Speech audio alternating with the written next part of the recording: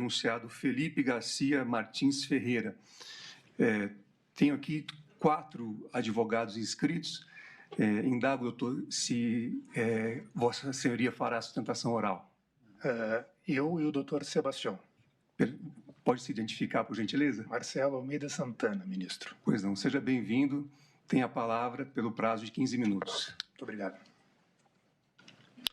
Excelentíssimo senhor ministro Cristiano Zanin, na pessoa de Vossa Excelência, cumprimento a todos os presentes. Receba no dia de hoje a saudação respeitosa desta bancada de defesa. O tempo é curto, então vamos diretamente ao que é necessário que se diga. Com relação às preliminares que foram articuladas por escrito, são diferentes daquelas preliminares que foram julgadas no Núcleo 1. Por quê? Porque no que diz respeito a Felipe, nós temos recortes personalíssimos. Por essa razão, essa bancada chama a atenção do Supremo Tribunal Federal para que enfrente essas questões, levando em conta essas especificidades. Porque se simplesmente nós sobrepormos umas sobre as outras, nós estaremos deixando de enfrentar e de prestar a jurisdição. Bom, dito isso, avanço para um dado fundamental que nesta fala merece destaque. Vejam só, no dia 17 de outubro de 2023, a Polícia Federal representa, ministro Fux, pela quebra dos dados de geolocalização de Felipe. Os dados das ERBs. 17 de outubro.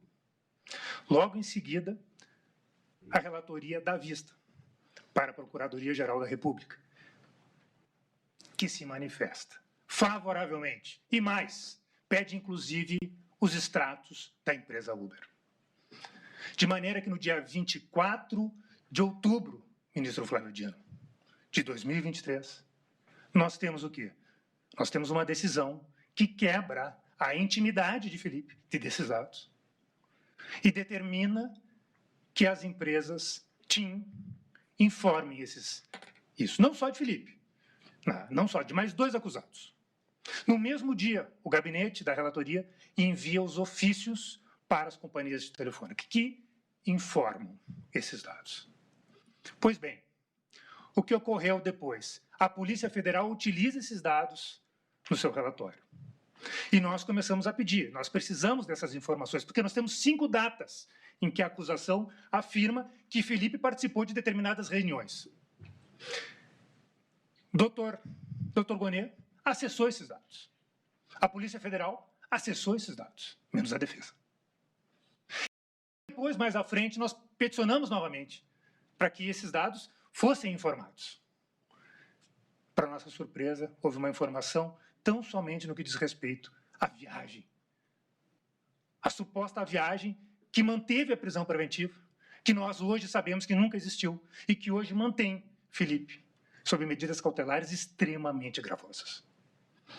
Ainda que se diga que a acusação utilizou as provas e que as provas utilizadas na denúncia foram expostas aos acusados, esse momento de interregno processual, que nós temos, se nós fizermos a comparação com a doutrina italiana, nós temos um momento de interregno processual. Essa prova que a acusação sabe, que a acusação leu e que não falou uma vírgula no que diz respeito a Felipe na denúncia. Nós queremos acessar essa prova. A PET 12.100 não tem. A 11.767 também não tem. Então, com a máxima vênia e com toda a humildade do mundo, esse advogado pede a essa corte que esclareça essa bancada de defesa.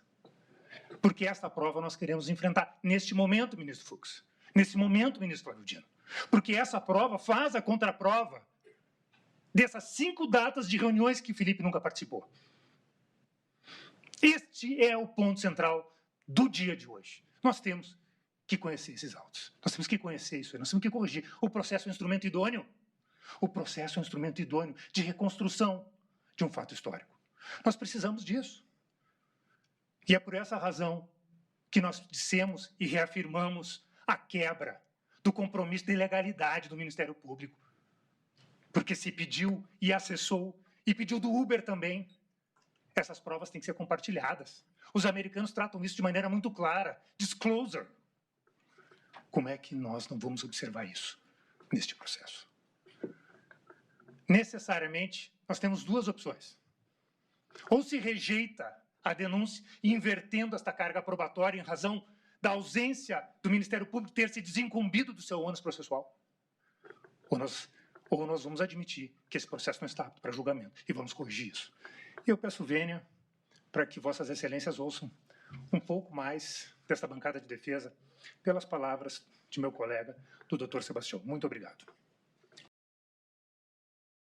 Bom, a gente vê que a tendência dos advogados não é defender ninguém, é acusar o Ministério Público, é fomentar, né, uma revolta contra o judiciário como está no país. Então, isso tem que ser resolvido, tem que verdadeiramente mudar dentro do parâmetro jurídico. Foi como a Carmen Lúcia falou, os advogados têm que defender o seu cliente, não tentar dar uma de jurista para tentar colocar o Supremo Tribunal de joelho. É isso que eles querem.